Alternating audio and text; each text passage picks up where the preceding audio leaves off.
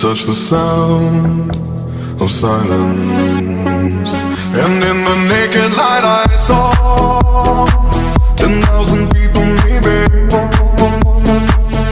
People talking without speaking, people hearing without listening, people writing songs that voices never share.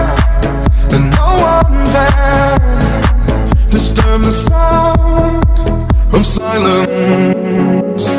Fool said, you do not know. Silence like a cancer grows. Hear my words and I might teach you. Lay my arms and I might reach you. But my words, like silent raindrops, fell and echoed in the wells of silence.